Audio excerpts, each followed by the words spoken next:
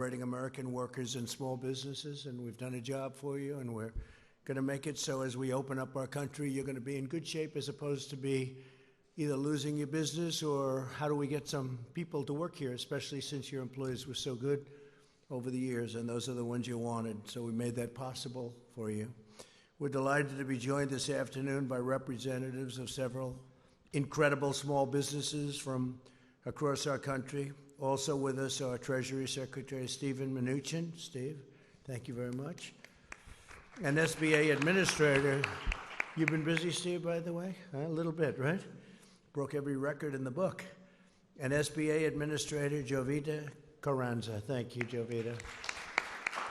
Have you gone to sleep in the last 2 weeks? I don't think so, right? You broke every single lending record, numbers of loans, amount of loans, small business. It's actually a very big business when you think about it. Thank you very much, Jovita. Great job.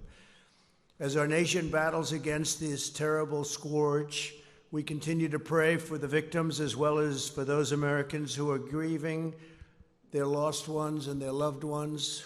There's never been anything like this. We suffer with one heart, but we will prevail. We're coming back, and we're coming back strong. We built the greatest economy anywhere in the world 2 months ago, and we're going to build it again. We're going to build it fast. It's going to go very quickly. And Larry, thank you for being here very much. You see what's going to happen. I think you have the same feeling as I do. It's going to come back very fast. Now that our experts believe the worst days of the pandemic are behind us, Americans are looking forward to the safe and rapid reopening of our country. Throughout this ordeal, millions of hardworking Americans have been asked to really make tremendous sacrifices. It's sacrifices like nobody thought would even be possible. Nobody thought would ever be talking about something like this. This virus has inflicted an enormous and painful toll on our nation's workers and small businesses. That's why last month I asked Congress to pass the Paycheck Protection Program, giving small businesses emergency economic relief to keep workers on the payroll. 4 weeks ago, I was proud to sign it into law. We did that at a great ceremony with many of the people here and the officials here, and it was something. And I can tell you, I'm going to ask Steve to say a few words, but the kind of numbers and the kind of jobs they've done and the kind of jobs that have also been saved, it's incredible. You'll be seeing that in the coming weeks. The Treasury Department and the Small Business Administration launched the program in record-breaking time, just 1 week, and in the 14 days following its launch, we processed as many loans as the SBA would typically process in over 14 years. So in 14 days, they did more work and more loans, both in terms of applications and in terms of dollar amount than they did in 14 years. 14 days, 14 years. Easy one to remember, right? That's some record. The first round of funding provided more than 1.6 million small businesses with over $340 billion so that American workers can retain their jobs, receive their paychecks, and help our economy take off quickly once America reopens for business, which is happening right now as we sit. We're going to be all set. You all ready? I know you are. I talk to you back there. You're ready. You folks are ready. Our swift action supported or saved 30 million American jobs at least. And last week, Congress answered our call to replenish the program, and I was honored to sign an additional $320 billion for American workers into law. At least $60 billion are reserved for community financial institutions, including those that serve minority and distressed communities. And that's also, when you think, it's African-American communities, it's Hispanic-American communities, it's Asian-American communities.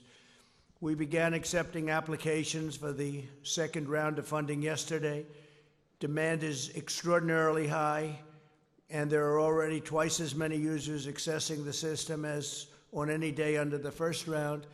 And one of the things that the Secretary of the Treasury told me is that the amounts are much more loans at much smaller amounts. And we like to hear that because we're looking at the small amounts, the smaller businesses, and that's what we want. Nonetheless, we're processing loans at a pace never achieved before. In the first 24 hours of the second round of funding, we've handled over 30% more loans than any previous day of the program.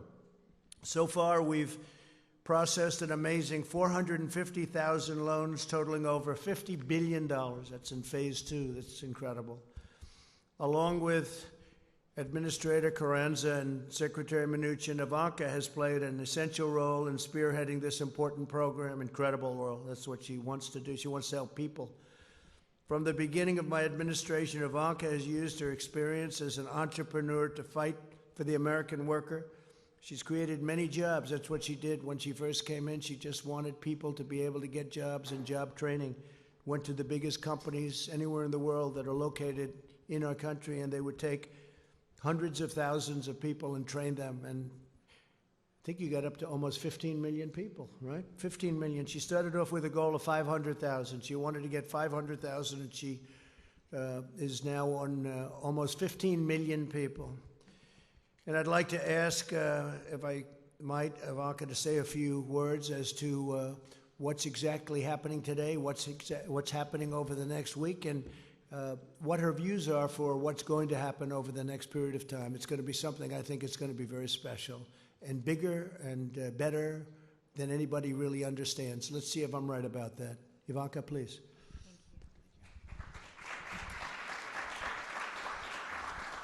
Well, thank you, everyone, and thank you, Mr. President, for convening this incredible group of entrepreneurs and small business owners who very much represent the soul and the spirit, the grit and the tenacity of America's small business owners across the nation. So we're grateful to each and every one of you for joining us here today, and very excited to hear your stories and hear specifically about how you're going through this challenge and how through the Payment Protection Program and through the PPP, you are able to keep your workforce employed. It's about your businesses thriving and growing within your communities. It's about your workforce, who each of you cares very dearly about. And I'd like to make a special call out of thanks to Secretary Mnuchin for his tireless work on this front. So if you'd like to come up and join us, we would appreciate that, Secretary. And SBA Administrator Carranza, thank you. You have been such a champion for America's small business. If you'd also like to come up and join us. And Larry Kudlow, thank you for all that you do in fighting for American workers. With that, I would like to kick us off by introducing Amy Wright to come up to the stage and share with us a little bit of her story. She has created an amazing business that stemmed from personal experience and very much her heart, and it's been an honor getting to know you, Amy, as you really embody the spirit of small businesses around this country. Amy, because of the PPP program, was able to rehire the 120 workers that she was forced to lay off. And now those workers, all of which have some form of disability, are able to bring cheer and bring comfort to your clients as you're serving them. So Amy, if you'd like to come up and share your story. And Michael, her great colleague, is here today as well, who could share his perspective. Thank you, Amy.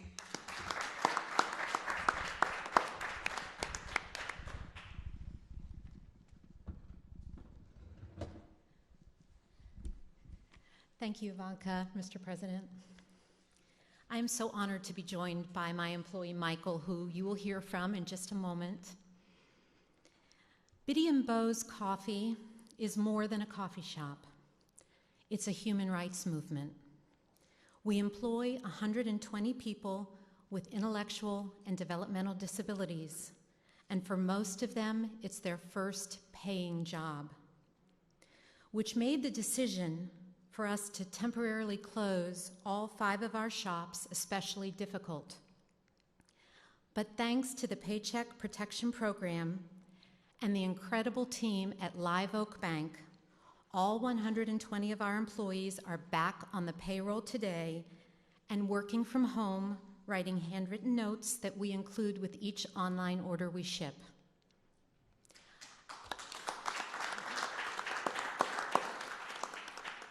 I know everyone is ready to return to normal, but I believe it's time for a new normal, one where people with disabilities are valued, especially in the workplace. As a recipient of the PPP loan, we will continue to take up the charge and help everyone, especially people with disabilities, pursue the American dream. And Michael, would you like to say? Sure. I just hope this thing isn't too big for me. So to you, President Trump and Ivanka, thanks a lot for inviting us. Thank you, Mr. President, for having us. I love my job, and I am excited about going back to work. At Bean Bros, we like to use the phrase called not broken. That means me and all my amazing coworkers are not broken, and we have lots to offer. I know the great country of the United States isn't broken either. So on behalf of myself, Megan, and Amy, and all the employees of Bean Bros, thank you for inviting us over. Thank you very much, Michael. You guys are our family. I love you guys.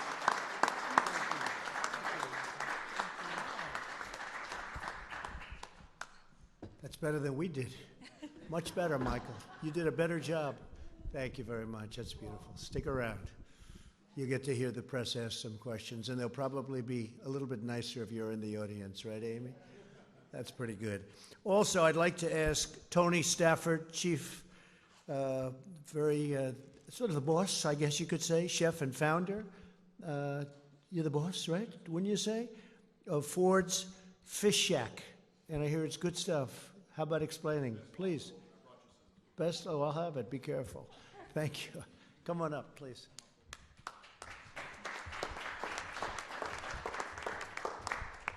Thank you. I'm here representing, well, thank you, first of all, for inviting Mark, my great employee, with us. We're here representing the restaurant industry, which has been really hurt hard by this with the closures and things like that, so I'll keep it brief. I'd first like to thank the President and the Vice President for leading us through that pandemic. It has devastated our restaurants. Over the last 6 weeks, my 3 restaurants have been devastated. Dining room closures, had to furlough over 100 people. That was an incredible hard phone call to make about 6 weeks ago and tell the employees I've never had to lay off a single employee that I just don't have a space for you. We just don't have, the restaurants are closed, and it was just extremely hard, and it was very emotional, and it was one of the hardest choices I ever had to make. So it was tough, but I promised every employee we would do our best to bring them back, and we would fight every day, tooth and nail, to get them back into the restaurants and be successful like we were the 10 years before all this terrible stuff happened. And now with the help of the PPP loan and the success of the PPP loan that we were able to get, I'm going to be able to keep that promise and bring every one of those employees back. So thank you, Secretary Mnuchin. Thank you. And it's been awesome to be able to tell them that we're going to weather this storm, and we're going to get through this, and we're going to be stronger and more agile once this is over. The one thing that you can see with the restaurants, we're surviving out there. We're doing things that we didn't do before with carryout and curbside and delivery and all those meal plans. Those things are awesome to see my fellow industry leaders out there doing in the restaurant industry. So I commend every one of those restaurants that's fighting to survive out there. And so thank you all for that. We will get through this. We will welcome our guests back, and once our state opens up, we'll welcome them back and thank them for their support through all this. I have amazing stories of guests coming into our restaurant the day after the closures to just give us tips, give us cash to give to our employees we had to furlough. So those great stories, that will not be forgotten from any of our guests. So thank you for that. And I look forward to the one day when all restaurants and all small businesses can reopen and be as successful as they were before. So thank you very much. Mark? Fantastic. Thank you. So my name is Mark Underwood. I am an employee of Ford's Fish Shack, so I am a living example of what your plan has done. I'm a husband, father of 5. My mother lives with me. And just listening to Tony talk about that day when the layoffs happened, it's a little emotional. But with the PPP, it has now given life to my family. It has injected hope in our business, and it's allowing us to fight the fight. So I appreciate it from everybody on your team to help us get through this issue that we're going through. So thank you very much. Help you. Thank you. Is he a great chef or a good chef? He's a great chef. Thank you very much. Thank you. Thank you. Larry. Thank you. That's great. That's a great story. Your mother lives with you, 5 children. That's a great story. So that was a rough day, right? Wasn't it? Huh? Never happened to you before, probably. Yeah, happened to a lot of people. It never happened before. So, but we're bringing it all back. You know, there have been a couple of places that have opened, and I don't know if you saw this, Tony. They have some restaurants, and they have lines that are very long to get in. People want to be back. They want to come back. We're going to bring a country back. They want to get to work. And I know you were in that category very much, so it's great. Thank you, fellas, very much. Jackie Crick, CEO and founder of ECU Communications. Jackie, please.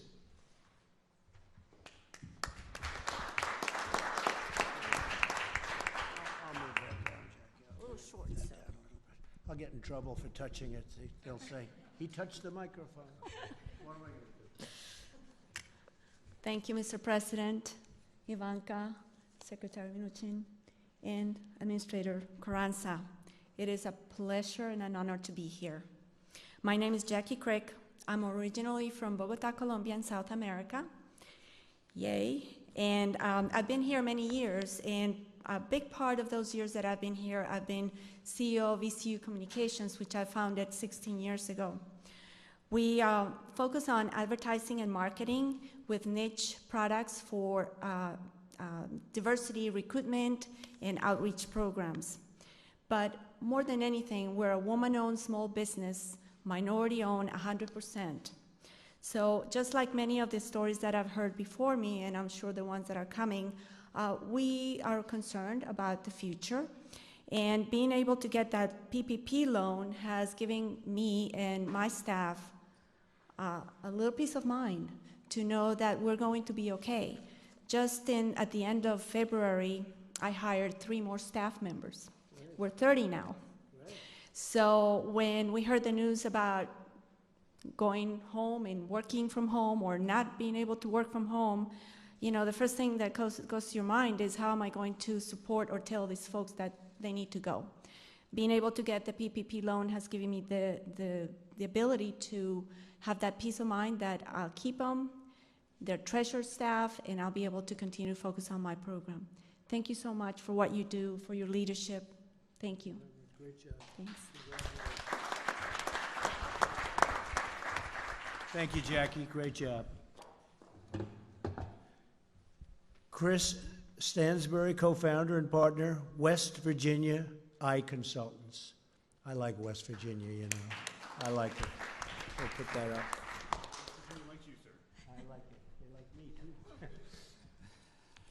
Thank you, Mr. President. Thank you, Ivanka, Mr. Secretary, Madam Administrator. Appreciate the opportunity to be here today. It's just an honor and a privilege as a small business owner. It's very meaningful to have this opportunity. My company is called West Virginia Eye Consultants, based out of Charleston, West Virginia. And we started in 2011, and we had 2 doctors, 1 employee, and 1 location. And over the last 9 years, we've been blessed with a lot of growth. We've worked hard. And in February, we celebrated our 9th anniversary with 7 locations, 7 doctors, and almost 60 employees. So it's been a great ride. But just a month later, thanks to COVID-19, we shut most of it down. And my partners and I were just overwhelmed, just bewildered. We weren't sure how we were going to survive this. But thankfully, Congress passed the CARES Act, and President Trump signed that into law. And as part of that, the PPP loans became available. And my partners and I applied for PPP loan through the SBA, and we were so gracious and so thankful to receive that, because it's been a lifeline for us. As soon as we received those funds, we were able to start paying our utilities, our rent, and start bringing some of those employees back that we need to get staged to begin to reopen the economy. And so we're just so grateful for President Trump's leadership and Congress for working with him to get us through this crisis. So thank you so much, sir. We appreciate all your help. Thank you. So you do eye examinations, doctor? Yes, sir. And you do glasses and all that? I may have to see you. Okay? I guarantee you're probably better than these high-priced people. I used to see the highest priced, and they were not the best. I'll bet you're better than all of them. So I may have to see you, doctor. I'm serious about it. We can do something quickly, all right? You move quickly too, right? No long meetings. Good. I may have to see you, doctor. Thank you. Tissa Clark, President and CEO, J.D. Clark Professional Services, J.D. Clark. Hi, come on up. Please.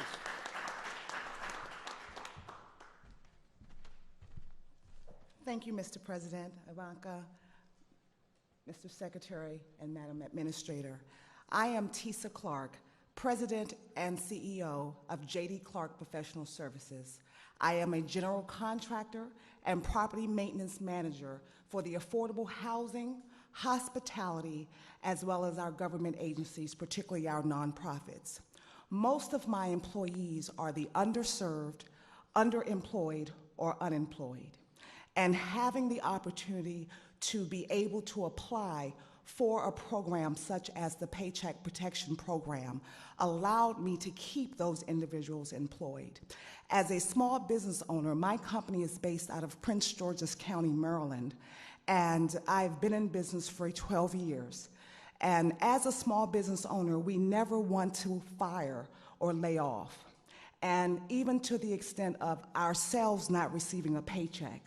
And so I forgoed my paycheck until I could get funds. And so now with the funding that we received via M&T Bank on last Monday, it has allowed us to continue to pay our staff and for even myself as the business owner to once again take a paycheck. So this program is phenomenal for our small businesses. Also, as a side note, Madam Administrator, I did also apply for the Economic Injury Disaster Loan, and I did receive my advance on Tuesday of last week. So these programs are very critical for the small business community, but I do believe that we as small business are strong and we are resilient and we will bounce back. Thank you. Have you ever thought about running for office? You could do it very easily. You are something. That's a very good job. Thank you very much. Luke Bernstein, Executive Vice President, Chief Retail Officer, and Chief Communications Officer for Orrstown Bank. Come on up, Luke.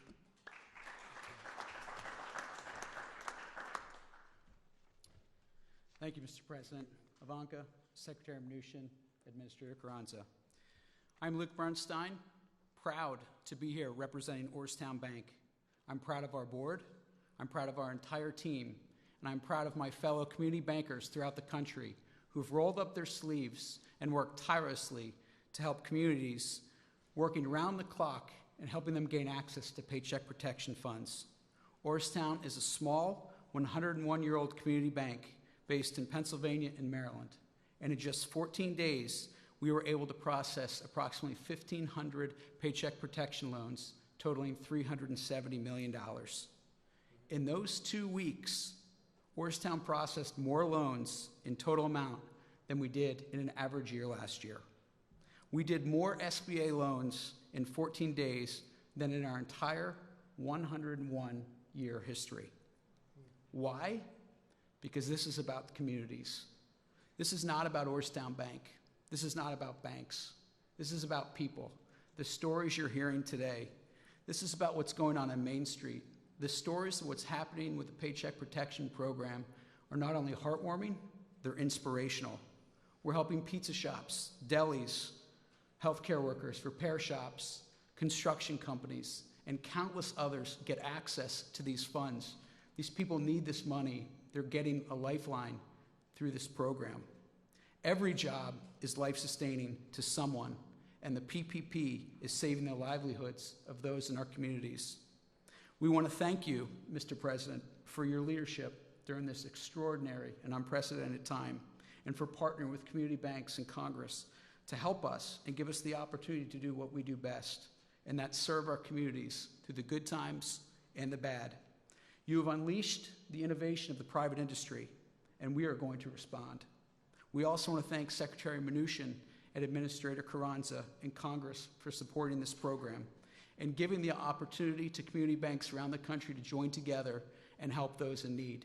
With this program, we can do that. Thank you, Mr. President. Thank you. Thank you very much, Luke. That's a beautiful job. Brandon Hudson, President, Ed and Jim's Body Shop. I know what that means. I'll bet you fix beautiful cars. You make them beautiful, right? I'll bet you do. Please come up. Thank you, Mr. President, Ivanka, Secretary. And instead of celebrating on our anniversary on April 1st of being in business, we began furloughing employees. So I would like to take the opportunity to thank President Trump for quickly signing the PPP into action. Because of this program, Ed and Jim's is able to rehire all of our furloughed employees and provide them with a paycheck starting this week. This program has given our small business the funds needed to operate and maintain through this crisis.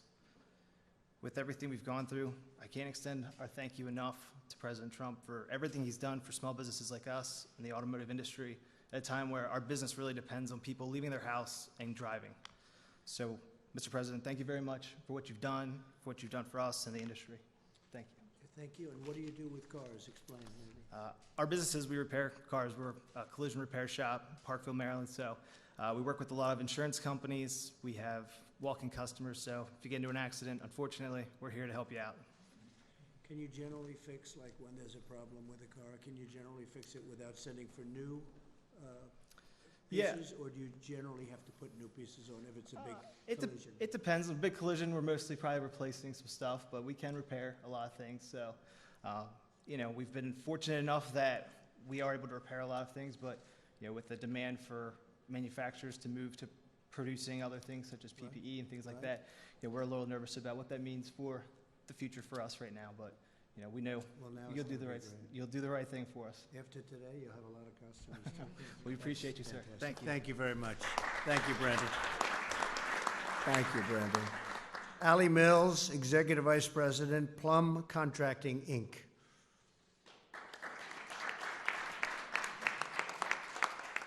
Would you like to have, come on up here. He was so good. Put that mask on the way you had it. Thank you, President Trump, Ivanka, Secretary, Madam Administrator. I am here representing the highway industry. Plum Contracting is a third-generation union highway and bridge contractor in Pittsburgh, Pennsylvania. With Pennsylvania's winter construction shutdowns, we have been left with little revenue coming into a new season. COVID-19 abruptly halted all highway work on March 16th in our state. With very little revenue at this point of the season, we were forced to sadly lay off a majority of our employees, about 125, which included trades and management. There were a lot of sleepless nights and fear of losing it all. The Payroll Protection Program was and remains the engine that is carrying our business through this shutdown. We wouldn't survive without it. With our PPP approval, by May 1st, we anticipate our company running at full capacity when the highway industry is permitted to return back to work. We applaud you, Mr. President, for your interest in the welfare of America's small business and the American worker. And thanks to all that, my company will be here to work on a big infrastructure program very soon when you're ready to do that. Good. Thank you. Very much. Thank you.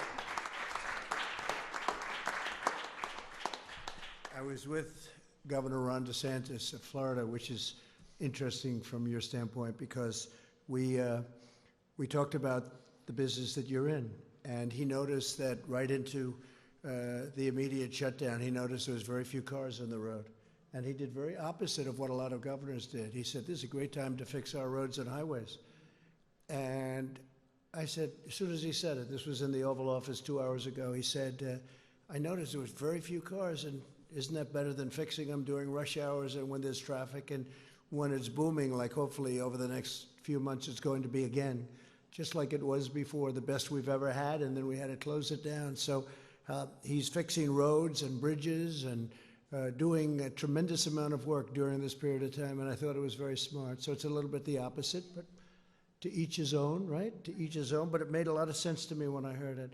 I'd like to ask Secretary Mnuchin to come up and explain just a little bit about how well it's going, how the kind of numbers, the kind of records, to a point where there's never been anything like this, loans coming in, and how the loans are actually smaller than in phase one, and that makes us happy because that means smaller businesses, and that's where that's what we're looking at, that's what we're aiming at this time. Please, Steve. Thank you, Mr. President, and Ivanka, thank you for putting this together. Your stories are the stories of the 60 million American workers that are going to have the benefits of the close to $1 trillion that the President and Congress have invested in small business to protect you and put you back to work. That's over $650 billion in the PPP. That's over $300 billion in disaster loans, and that's over $20 billion of grants. And I know the press has commented on a lot of big companies that inappropriately took the money, and we've been very clear. We announced today that any loan over $2 million will have a full review for forgiveness before they're repaid, because this is the story of small business here. And I am so pleased to see how this is working. So thank you, Mr. President. I'd also just like to comment, we're going to be up to close to 120 million of direct deposits in checks for the economic impact payments. If you have not received it yet, please go to irs.gov, get my payment. We made some corrections to the website over the weekend. Please go on and check your payment. If you haven't received your payment, upload your information so we can get you the money. The combination of the direct payments, the PPP, the disaster loans, and enhanced unemployment insurance is the investment that the President has made in American business and American workers. Thank you, Mr. President. Thank you very much, Steve, very much. And on the enhanced, thank you.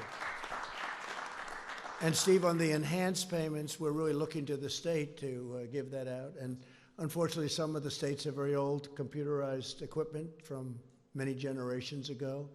But they have the money to give out, and they'll give it out as it comes, and hopefully they'll be able to do the job. Some states have been very efficient, and others have had a hard time, but you'll work with the ones that have had a hard time. But we rely on the states, and we are relying on the states to get it out as quickly as they can, considering especially some of the equipment they have. Maybe now they'll be able to buy new equipment, right? When we get all finished, we'll have nice new computerized equipment so they can do it. With that, if you'd like to ask a few questions, I think this would be a good time, because with these incredible people, this is the media. You've heard me talking about it on occasion, seldom, right? But on occasion. And I think with you in the room, I have a feeling that they'll ask me much nicer questions. They'll tone them down, right? And thank you for the apology. I appreciate it. That was very nice. Yahoo. I appreciate it. It was very nice. Yeah, go ahead. Jim, go ahead. Yes, Mr. President. Today, the U.S. hit a grim milestone of 1 million cases of the coronavirus. Back in late February, you predicted that the number of cases would go down to 0. How did we get from your prediction of 0 to 1 million? Well, it will go down to 0 ultimately. And you have to understand, when it comes to cases, we do much more testing than anybody else. So we could go to some of these other countries, you know, as an example, China.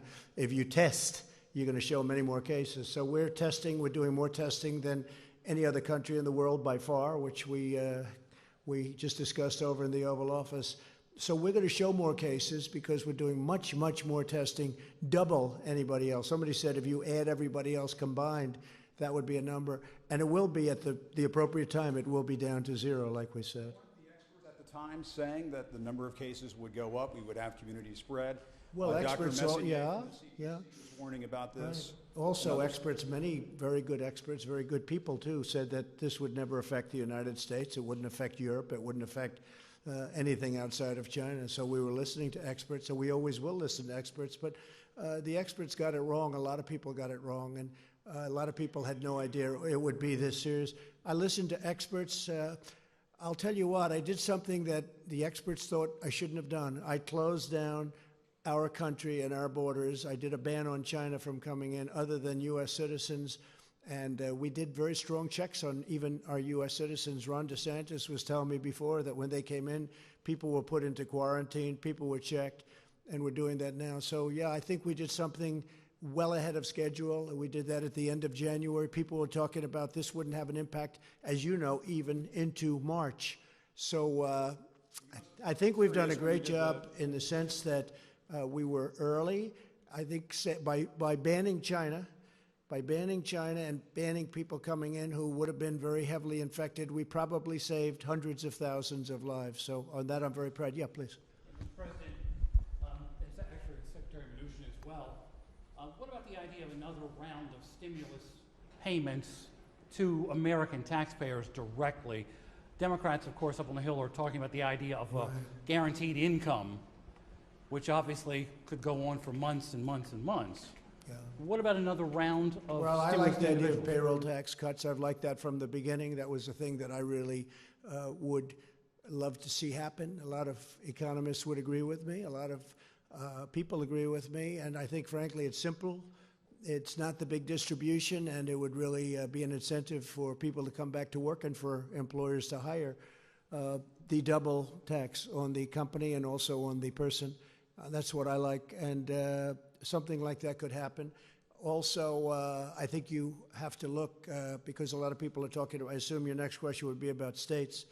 And Steve and I talk about it, and I talk about it with Mitch and with Kevin and with everybody. And the problem with the states is we're not looking to recover 25 years of bad management and to give them the money that they lost. That's unfair to other states. Now, if it's COVID related, I guess we can talk about it. But we'd want certain things also, including sanctuary city adjustments, because we have so many people in sanctuary cities, which I don't even think are popular, even by radical left folks, because what's happening is people are being protected that shouldn't be protected, and a lot of bad things are happening with sanctuary cities. But that's just standing up here answering this question. That's one of the things I think about. If we were going to do something for the states, I think they'd probably want something having to do with sanctuary cities, something having to do with other different points that we can discuss a little bit later on. Yeah, Jeff, go ahead, please. Mr. President, you're going to sign an executive order today about meat packaging plants. It affects liability for them. What efforts or what measures are you looking at for liability for other industries and other businesses? Well, we haven't been talked about. It hasn't been asked on other industries yet. But with the meatpacking and with the transportation, we have had some difficulty where they're having a liability that's really unfair to them. And we're going to be doing that. I think, Mark, we're going to be doing that fairly soon. It's getting drawn up. I should be signing that over the next hour or so, taking the liability, which frees up the entire system. And I fully understand it. Not their fault. Yeah, please, go ahead. Thank you, Mr. President. No, over here first. Mr. President, I just want to go back to what we discussed a little earlier today. Are you considering asking airlines to test passengers on international but also domestic flights? Yeah, we're looking at doing it on the international flights coming out of areas that are heavily infected. As you know, Brazil is getting to that category. I think they're going to be okay. I hope they're going to be okay. He's a very good friend of mine, the president. But I think that we're going to look at it from the standpoint, I was discussing that with the governor of Florida, with Ron, a little while ago. So we're going to be looking at that coming in from other countries, frankly, but South America seems to be one that's talked about because they have so much business going into Florida. With all of that being said, Florida's done incredibly well, and they're starting to open up very rapidly. But we will be looking into that in the very near future. We're looking at it very strongly. And the airlines would have this responsibility? Either the airlines or government, one or the other. We're working with the airlines. Maybe it's a combination of both. Kristen, go ahead. Thank you, Mr. President. Some health experts say the U.S. needs 5 million tests per day by June in order to safely reopen. You unveiled a plan yesterday that will increase testing, but not by that much. Why not? And can you get to that benchmark? Well, it will increase it, and it'll increase it by much more than that in the very near future. We're way ahead of everyone on testing. We haven't been given the press in terms of, I think, fairness of the press, but that's okay, and that's why I appreciated the statement before by Yahoo. We are way ahead on testing. We are the best in the world on testing. We've tested much more than anybody else, ×2. Or every country combined. We've tested more than every country combined. And they keep talking about South Korea, and I'm very friendly, as you know, with President Moon, who just had a great victory, a new victory, as we're very happy about. But he will tell you how well the United States has done on testing, and he told me that very strongly. The quality of our test is the best, and the number is the best. Now, with all of that being said, we will be going to an even higher number, and it goes up exponentially. And I've told you that. We inherited a very broken test, a broken system and a broken test, and within a short period of time, we were setting records. So we have set records. We've done more than the entire world combined. We've done more than any other country in the world. So I think we've done a really good job. Now, with that being said, not everybody feels as strongly about testing as others. We have some governors that are very strong on testing. We have other governors, frankly, that aren't nearly as strong on testing. Their test is much more modest, and their real test is when people stop getting sick, and they'll be able to do that too. And I understand both systems very well. But we're going to maximum testing, even though some people won't even want to use it. I hear you saying you're confident you can surpass 5 million tests per day? Is that? Oh, well, we're going to be there very soon. If you look at the numbers, it could be that we're getting very close. I mean, I don't have the exact numbers. We would have had them if you asked me the same question a little while ago, because people with the statistics were there. We're going to be there very soon. We're really doing. I mean, I watched your report on NBC today, and it was an incorrect report, because we're really doing a great job on testing. Unfortunately, the administration, the people that work our government, hasn't been given the kind of credit that it deserves. Last month it was about ventilators. Now we have so many that we're able to give them to Italy, France, Spain. Other countries have been asking us for ventilators. We're making over 150,000. We've distributed thousands and thousands. New York is in great shape with what we've done, as you know. New Jersey's in great shape. We spoke just recently. Ivanka just spoke with the governor, and they're in very good shape with the ventilators. I mean, everybody has, and most of them have far more than they'll ever need. They're starting to send them back. So nobody went without a ventilator, and yet if you read the media from a month and a half ago, it was all about ventilators. And ventilators are tough. That was a tough thing, but we should be very proud of our country. We took assembly lines and they converted from cars and other things into ventilators. And the job that we've seen has not been seen since World War II. What they have done in terms of the manufacture of very high-grade ventilators is amazing. So now we don't hear about that. And I noticed that the testing is starting to die down, because we now have the best testing anywhere in the world by far, and we have more. And that's a good thing. That's a very good thing. I'm happy about it. We had a call yesterday with governors, and I will say that I'm sure many of you were on that call, even though you shouldn't have been. They shouldn't have been, Amy, but they were.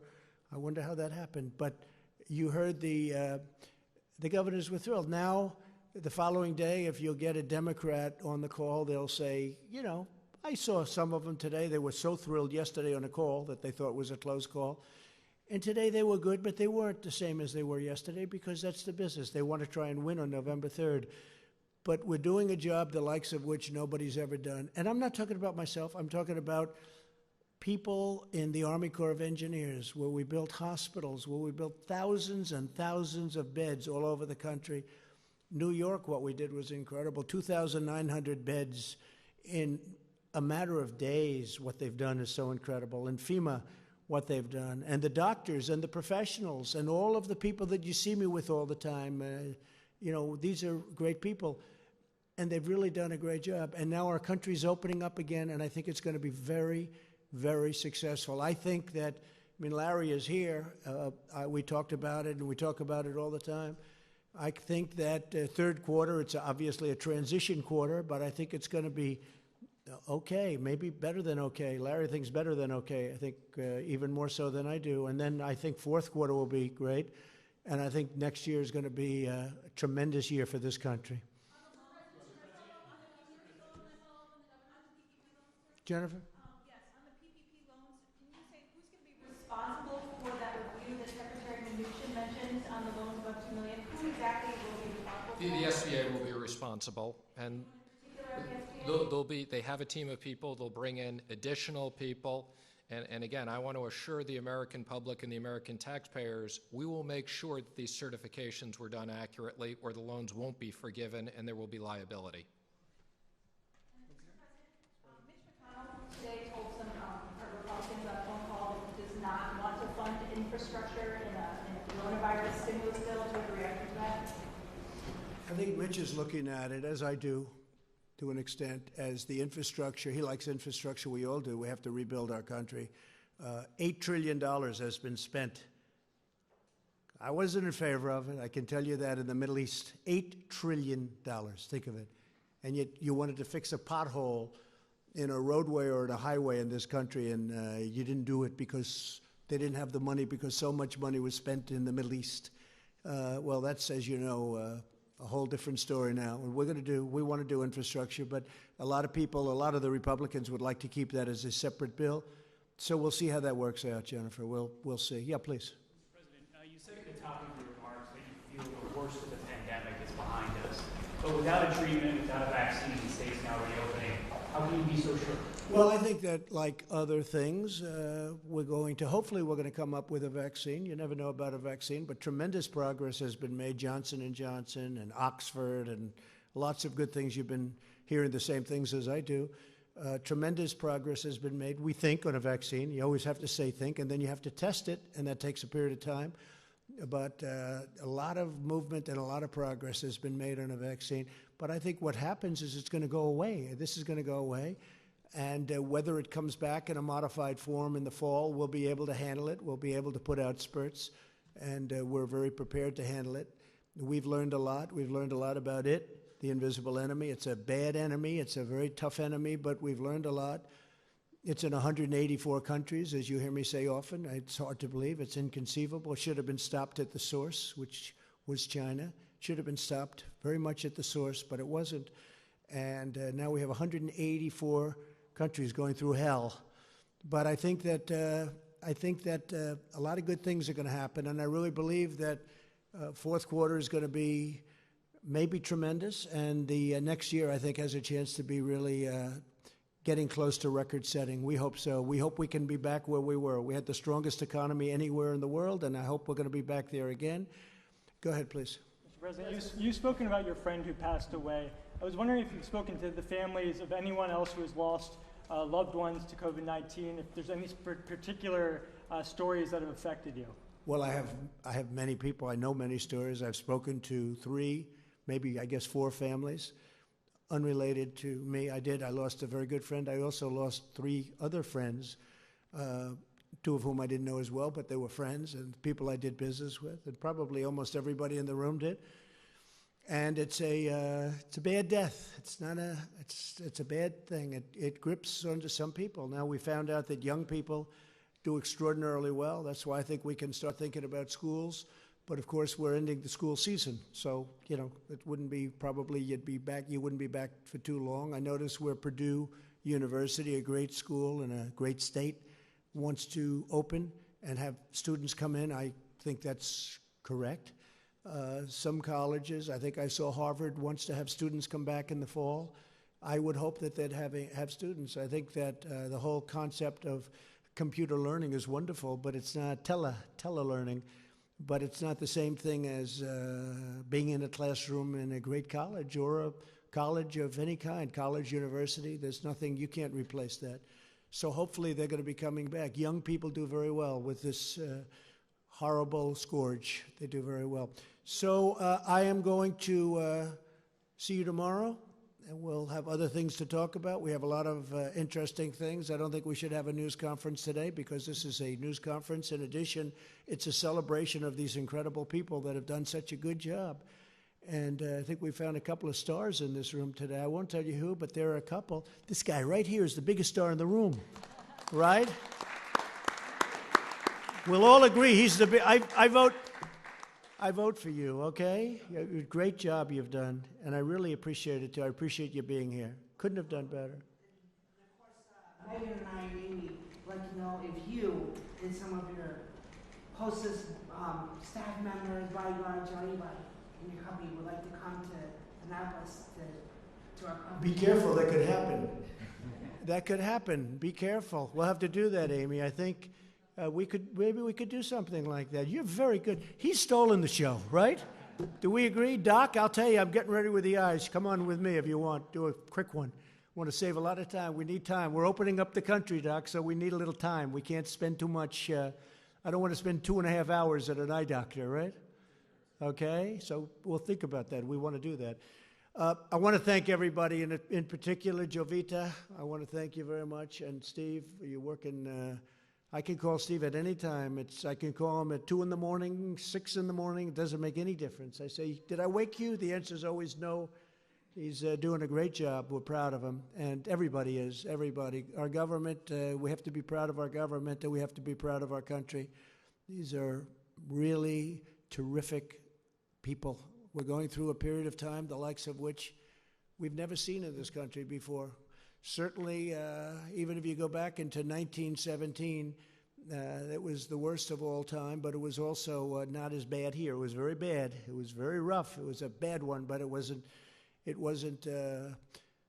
quite like what we're going through right now. And it's because of the amazing, when you look at how contagious this is, where people literally just being in the same area with other people, it catches. So I'm very proud of this country, I have to say. I'm very proud to be your president, and I'm very proud of this country. Thank you very much, everybody. Thank you.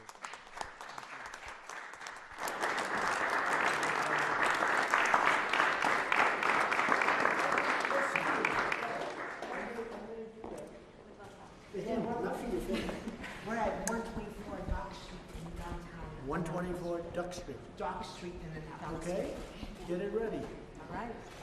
We'll be back. And if I don't do it, you know, they're going to be very upset with me, you know that. Right, and they should come too if they want. They will. They will. Thank you, everybody. Thank you very much.